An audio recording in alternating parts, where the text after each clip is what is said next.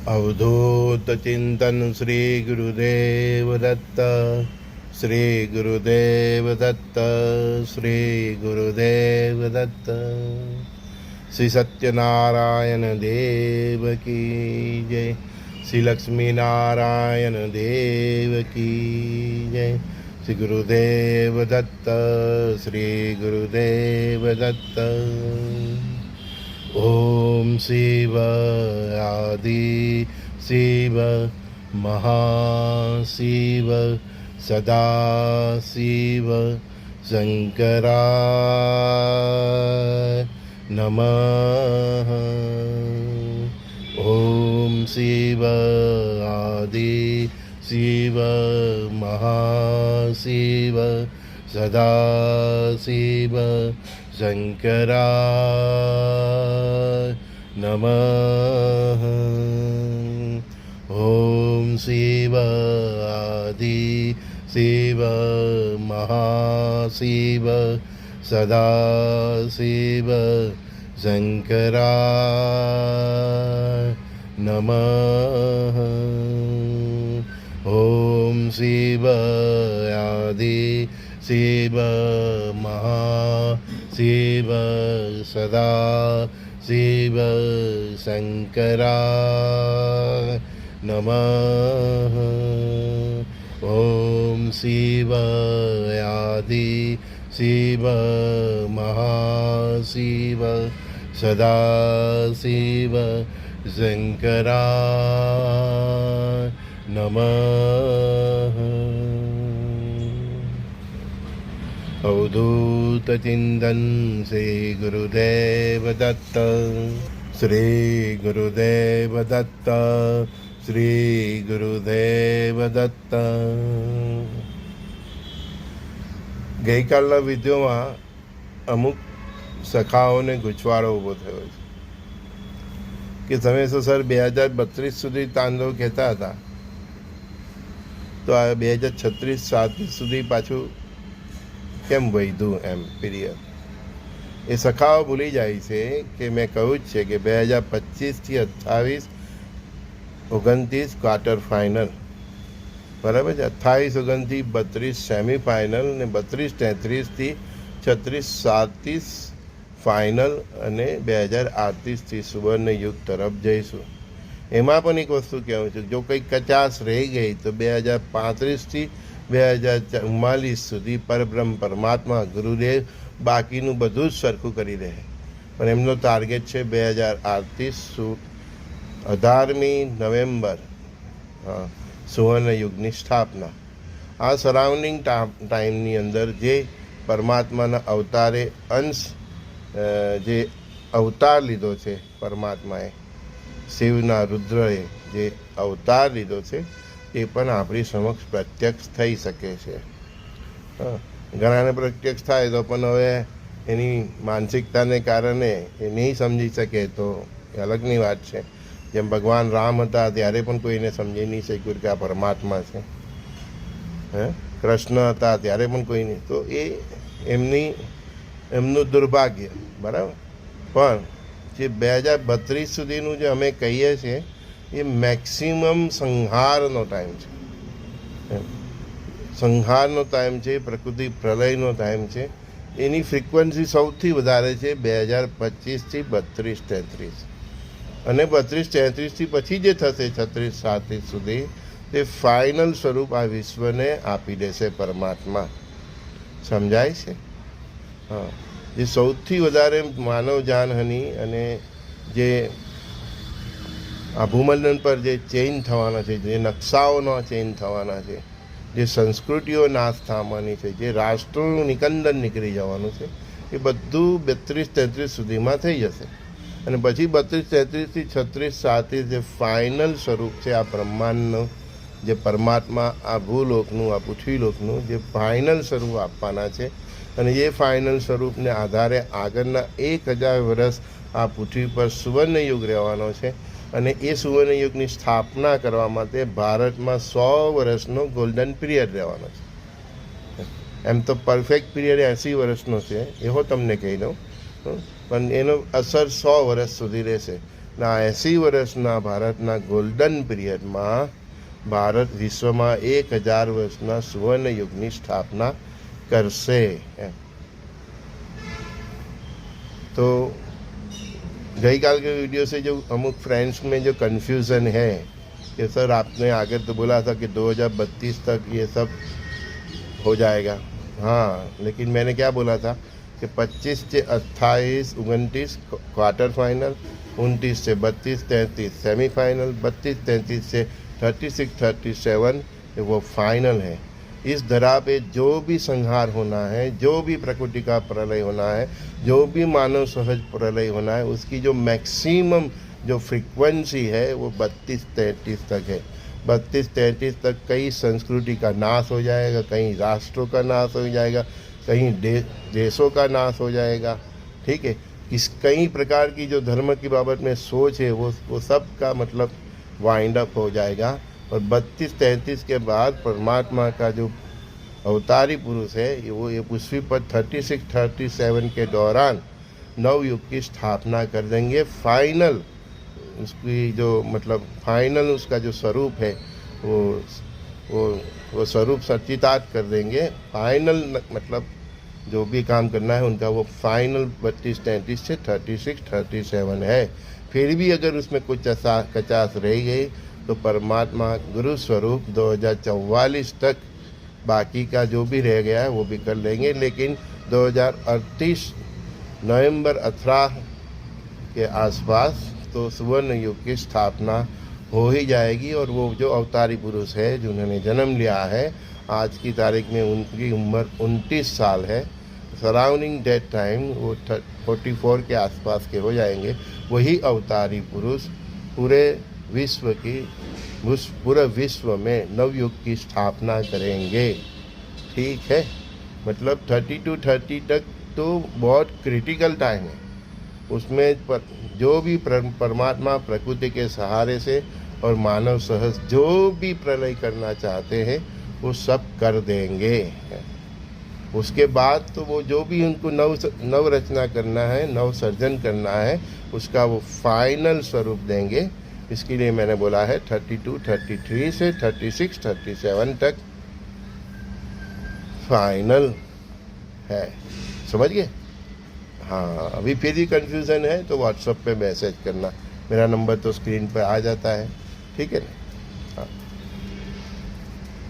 अवधूत चिंतन श्री गुरुदेव दत्त, श्री गुरुदेव दत्त। परमात्मा आप सबका कल्याण करे, जिंदगी जीने का रास्ता बताए। बस कई लोग मुझे पूछ रहे हैं कि सर रेमेडी क्या है? कोई रेमेडी नहीं है, सब रेमेडी बकवास है। एक ही रेमेडी काम करेगी, क्या? शुद्ध सात्विक जीवन, सखा भाव, परस्पर देव भाव और उससे आपका बनता चरित्र। बस इतना कर लिया, कुछ करने का जरूर नहीं। उसके साथ आपका गुरु का नाम स्मरण, आपके इष्ट देव का नाम स्मरण, आपकी कुलदेवी जो भी देवी में आप श्रद्धा रखते हो उसका नाम स्मरण, पूजा पाठ कर्म अनुष्ठान, बस ये कीजिए। हाँ, लेकिन जब तक आपके अंदर शुद्ध सात्विक जीवन नहीं आएगा तब तक सब बेकार है। तो नव की रचना ही ऐसी है, शुद्ध सात्विक जीवन। हाँ, इंसानों का चरित्र हो, इंसानों में सखा भाव हो, इंसानों में परस्पर देव भाव हो, धर्म की कोई वो बुराई नहीं रखने वाले। एक सर्व धर्म आ जाएगा, सब धर्म का मिलाकर एक सार परमात्मा रख देंगे और जिसका बेस सनातन धर्म ही होगा। समझ गए? क्योंकि सत्य तो वही है, सनातन। धर्म का मूल स्वरूप क्या है? सनातन। उसमें से ही सब धर्म, उसमें से एक एक सोच को लेके सब धर्म का मतलब आविष्कार हुआ है। तो जो आविष्कार है वो सब बेसिक में समा जाएंगे और फिर से सारी कायनात, सारे मनुष्य इस विश्व के अपने बेसिक की ओर जाएंगे। और जब तक बेसिक की ओर नहीं जाएंगे ये दुनिया में परिवर्तन चलता रहेगा। ऐसे ही गुरु महात्माओं अवधूत के साथ जो सत्संग हुआ है तो उन्होंने जो बात कही है वही बात मैं आपको शक्यता के स्वरूप पे बता रहा हूँ। उन्होंने तो बोला है कि ये होगा होगा होगा, लेकिन मैं उनके जितना तपस्वी नहीं हूँ, ज्ञानी नहीं हूँ। हाँ, तो मैं ये संभावना आपको बता रहा हूँ, ऐसा समझो, ठीक है। लेकिन जिसको भी अपने राष्ट्र की गुरु परंपरा अवधूत और उनके तप पे जिसको भी श्रद्धा है, तो वो समझ ही जाएगा कि ये बात होगा होगा होगा।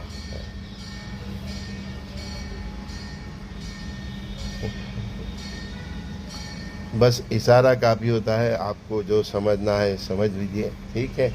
आपके हित में है, अगर आपको बदलाव करना चाहते हैं तो करिए, नहीं करना है तो भी आपका जीवन है, ठीक है।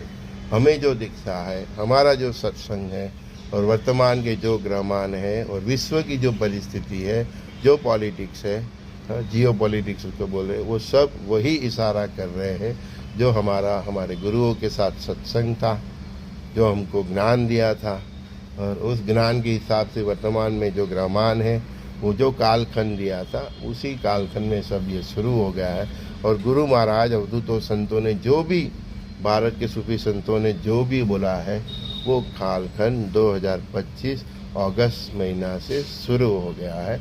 उसकी मैक्सिमम फ्रीक्वेंसी 2032-33 तक रहेगी और फाइनल आउटपुट, फाइनल जो मतलब इस धरा को सेफ देना है, जो भी परमात्मा को नवरचना करना है, वो फाइनल में उसका जो भी वर्कआउट है वो 2032-33 के से 2036-37 तक कर देंगे। और जितना हमारा सत्संग है उसके हिसाब से मैं बताऊँ तो 18 नवंबर 2038 के आसपास सुवर्ण युग की नींव परमात्मा खुद रख देंगे। फिर भी उसमें कुछ कचास रही तो फिर वो सिलसिला 2044 तक चलता ही रहेगा। मतलब आप इधर जाओ या उधर जाओ, परमात्मा युग परिवर्तन करके ही रहेंगे। इसको आप संभावनाओं समझे, शक्यताओं समझे, वो आपकी फिलोसॉफी है, ठीक है ना। परमात्मा का तो यही इशारा है, आगे क्या करना, क्या नहीं करना, कितने लेवल पर करना, वो तो उनका सब्जेक्ट है। लेकिन जो इशारा है मैंने आप सबके साथ शेयर किया है। आपको कितना गंभीरता से लेना, कितना लेना नहीं लेना, वो आपकी फिलोसॉफी है, ठीक है ना, आपकी सोच है। आप जहाँ रहते हो उसकी परिस्थिति हो, इसके हिसाब से आपको जो ठीक लगे वो करो, ठीक है ना। हमने तो वो बताया जो हमारा गुरुओं के साथ सत्संग था, अवधूतों के साथ सत्संग था, ऋषि मुनियों के साथ सत्संग था। उन्होंने जो दृष्टि दी वो दृष्टि से हम देख रहे हैं कि उन्होंने जो बोला वही दिशा में ये दुनिया जा रही है। बाकी तो भाई आपनी તમારી મોજ છે, તમને જેમ ઠીક લાગે તેમ કરવું, ઠીક છે ને। बाकी तो ये जीवन ही पाठशाला है। आज का सत्संग में यही तो उसका मेन एम क्या है, मेन टाइटल क्या है, हमारा जीवन ही हमारी पाठशाला है। जो जिंदगी सिखाती है वो कोई नहीं सिखाता। आप क्या सीखना चाहते हैं, अपने जीवन से सीखिए। जीवन જ એક પાઠશાળા છે। દરેક દિવસ આપણને કંઈ ને કંઈ નવું શીખવે છે। એ તમારા પર ડિપેન્ડ છે કે તમે એમાંથી પોઝિટિવ વેવ્સ ગ્રહણ કરો છો કે નેગેટિવ। તમારી સાથે કંઈક ખોટું થયું તો તમારે એ સમજવાનું છે કે મારાથી આવું દુનિયા સાથે નહીં થાય, તો એ પોઝિટિવ તમે ગ્રહણ કર્યું, બરાબર, કે મારી સાથે જે થયું તે મારે દુનિયા સાથે નથી કરવાનું। તે એ જે તમે શીખો છો એ તમારા ઉત્કર્ષ તરફ, તમારા વિકાસ તરફ, તમારા આધ્યાત્મિક વિકાસ તરફ, તમને एक मनुष्य तरीके તમારો विकास तरफ ले जाए છે। मैंने बोला ना, हर दिन एक पाठशाला है। हम स्कूल में ही हैं, हमारा हर दिन पाठशाला में ही है। जिंदगी में हमें अच्छा सबक दे और बुरा सबक भी देता है। जो भी सिर्फ सबक मिलता है उसमें से हमें ये सीखना है कि हमें जो हमारे साथ हुआ वो दूसरों के साथ नहीं होना चाहिए। जो ये सीखता है उसका उत्कर्ष होता है, उसका आध्यात्मिक उन्नति होती है। मेरे साथ हुआ वो दूसरे के साथ मुझे भी नहीं करना है और दूसरे के साथ ये होना भी नहीं चाहिए। आपके संघर्ष के समय में आपको 2 टाइम रोटी की भी दिक्कत थी, ठीक है। अब अच्छा समय है तो आप देखते हैं आपके अड़ोस पड़ोस में, आपके परिवार में जिसमें 2 टाइम रोटी की भी दिक्कत है, तो उसकी सेवा करना, उसकी केयर करना आपकी फ़र्ज है। और आप ये समझते हैं और उन लोगों की सेवा करते हैं, उन लोगों के लिए कुछ ना कुछ करते रहते हैं, तो आपकी एक इंसान की तरह, इंसानियत की तरह और इंसान की तरह भी उन्नति होती है, ठीक है। आपकी आध्यात्मिक उन्नति भी होती है, आपका पुण्य बल भी बढ़ता है, क्योंकि आपको जीवन में जो संघर्ष मिला उसमें से आपने अच्छा सीखा है कि मेरे साथ जो हुआ है वो दूसरों के साथ नहीं होना चाहिए। परमात्मा इसीलिए तो हमारे जीवन में संघर्ष लाते हैं, ठीक है। और वो संघर्ष में से हमें यही सीखना है कि जो मेरे साथ हुआ वो मुझे दूसरों के साथ नहीं करना है, ठीक है। कुछ लोग तो फिर भी यहाँ देखोगे तो बस कंप्लेन ही करते रहेंगे, है ना। मेरे जीवन में ये दिक्कत है, मेरे जीवन में ये दिक्कत है। जब सुख होता है तब वो दुनिया से बात नहीं चलता, परमात्मा को भी जाके नहीं बताता हाँ मैं बहुत सुखी हूँ। बस हम लोग केवल दुख की फरियाद करते हैं। वास्तव में हमारा जीवन सुख और दुख से पर है। सुख की अनुभूति और दुख की अनुभूति परमात्मा हमको इसीलिए देते हैं कि हम उसमें से कुछ सीखें। और सुख और दुख दोनों एग्ज़ाम है, वो परीक्षा है। परमात्मा सुख में भी आपको देखते हैं कि आप क्या करते हैं, दुख में भी देखते हैं कि आप क्या करते हैं, ठीक है ना। दुख में देखते हैं कि आप चरित्र से समाधान तो नहीं करते ना, दुख में से बाहर निकलने के लिए कुछ उल्टा सीधा तो नहीं करते हैं। वो सुख में भी देखते हैं, सुख मतलब मदमस्त हाथी, है ना। हाँ, वो मदमस्त हाथी क्या करता है, जो भी रास्ते में आता है उसको अपनी सूंड से इधर इधर घुरा देता है, किसी को चकरा देता है। तो परमात्मा जो हमको सुख देते हैं अपने ही पुण्य से देते हैं, तो उसमें भी हमारी परीक्षा है और दुख में भी हमारी परीक्षा है कि दुख में हम परिस्थिति में के वश में आके हम क्या करते हैं, उसमें से बाहर निकलने के लिए हम क्या उल्टा सीधा करते हैं, तो भी हम परीक्षा में फेल है। और सुख में हम छलक जाते हैं, न करना कहते हैं, अय्यासी जीवन जीते हैं, दूसरों का अपमान करते हैं, पैसों का घमंड आ जाता है, ठीक है ना। तो उस तरह भी हम उसकी एग्ज़ाम में फेल है और फिर हमारा ये 84 लाख का मतलब चक्कर चलता ही रहता है। ज्ञानी कौन है? जो सुख और दुख से भी पर है। सुख में छलक न जाए, दुख में न रोए, वही तो ज्ञानी है। सुख में न छलक जाए, दुख में न रोए, वही तो ज्ञानी है। अहंकार शून्यता એ જ આપણી પ્રાપ્તિ હોવી જોઈએ। સુખ અને દુઃખ આપણા જીવનમાં પરીક્ષા છે। સુખમાં છલકાઈને આપણે કેવા કર્મો કરીએ છીએ એની પર પરમાત્માની દ્રષ્ટિ છે। દુઃખની પરિસ્થિતિમાં આપણે આવીને કેવા એ પરિસ્થિતિમાં બહાર નીકળવા માટે આપણે કેવા કર્મો કરીએ છીએ એના પર આપણી દ્રષ્ટિ છે।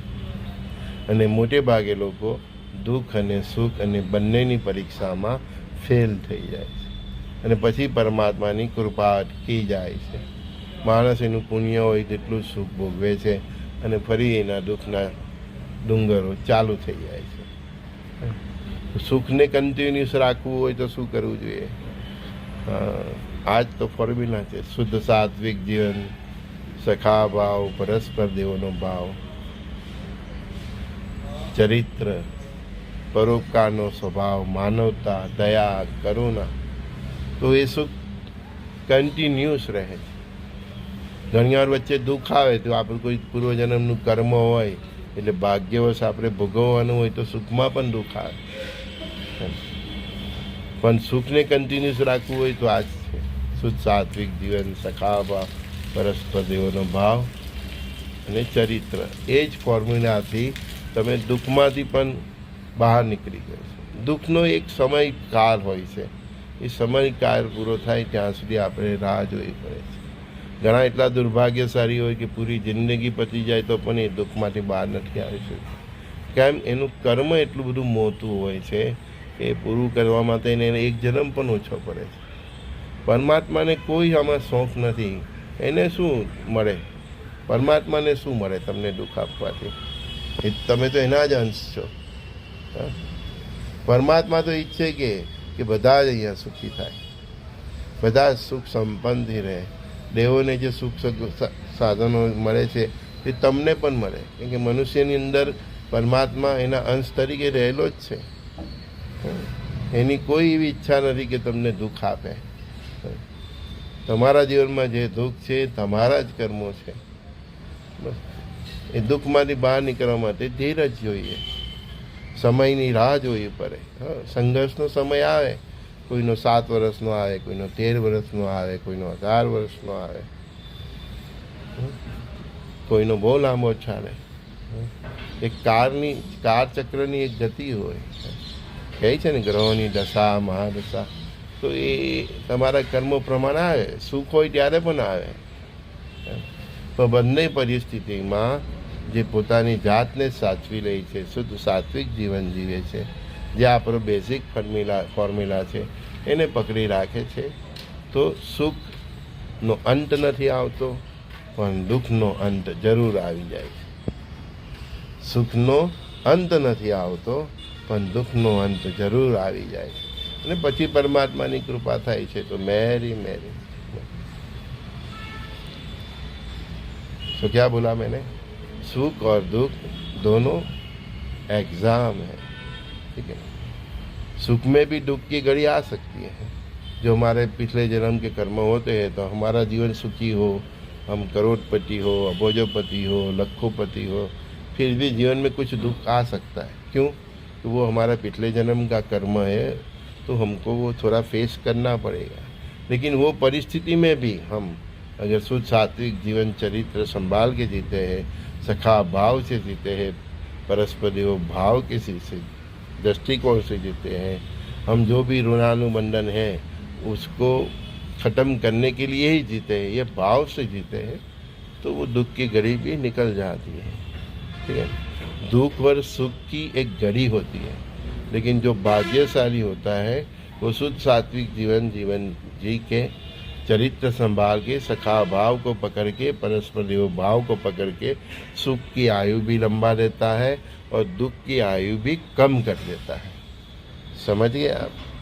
हाँ, अभी समझे. इसलिए मैं बार बार बोलता हूँ कि जो दुख में भी सुख की घड़ी ढूंढ ले वही भाग्यशाली है, वही इंसान है. आपके पास जो भी है उसमें खुश रहना सीखिए.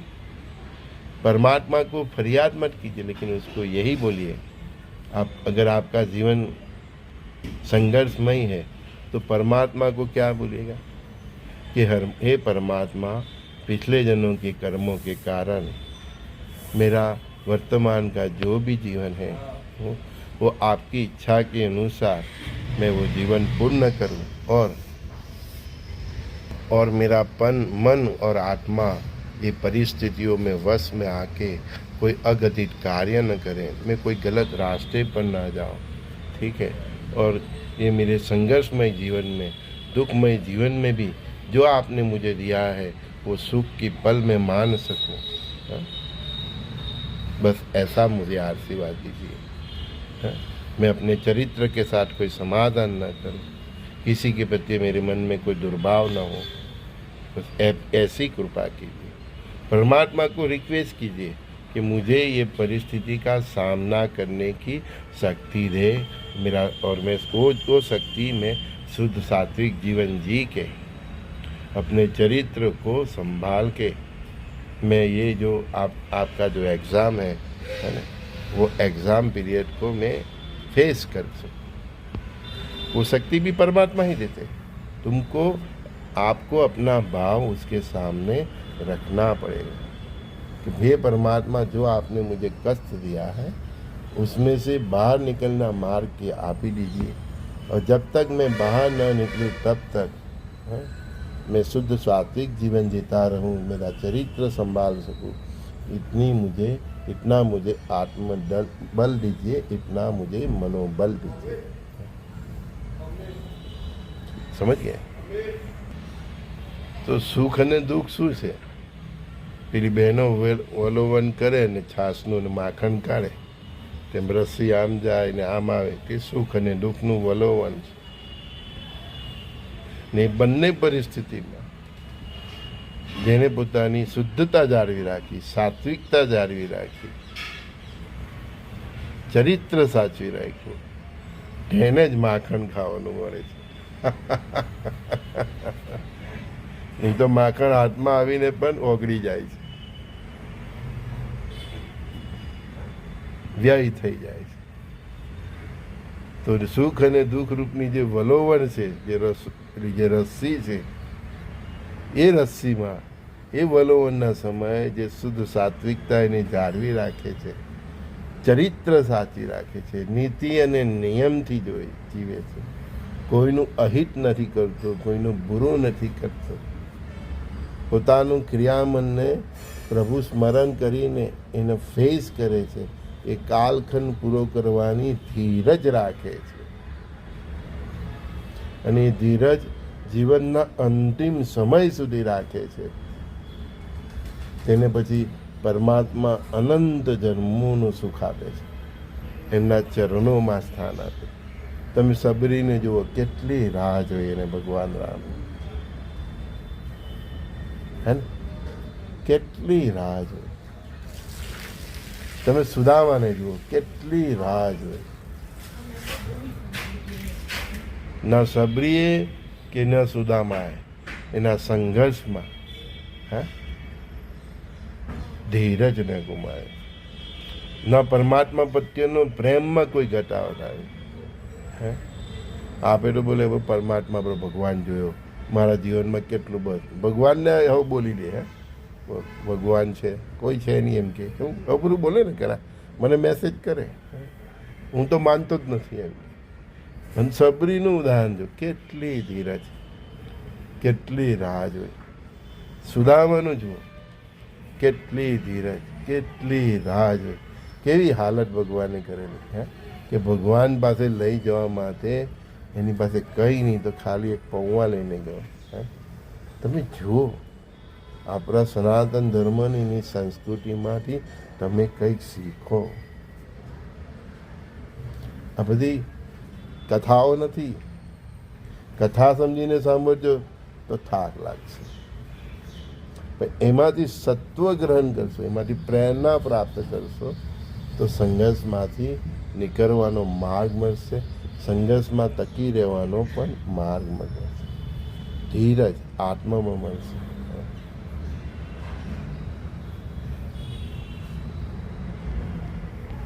સંતની કૃપાનો કોઈ અંત નથી, સંતની કૃપાનો કોઈ અંત નહીં. તું તારે જરા ધીરજ રાખજે, તું તારે જરા ધીરજ રાખજે, પ્રભુની કૃપાનો કોઈ અંત નથી, પ્રભુની કૃપાનો કોઈ અંત નથી. તું તારે જરા ધીરજ રાખજે, તું તારે જરા ધીરજ રાખજે, સંતની કૃપાનો કોઈ અંત નથી. અવધૂત ચિંતન શ્રી ગુરુદેવ દત્ત, શ્રી ગુરુદેવ દત્ત, શ્રી ગુરુદેવ દત્ત, શ્રી ગુરુદેવ દત્ત. સર્વે સખાઓ, ભાઈઓ, બહેનો, મિત્રો, દીકરીઓ, દીકરાઓને મારા પરસ્પર દેવ ભાવથી પ્રણામ. ગુરુદેવ દત્ત.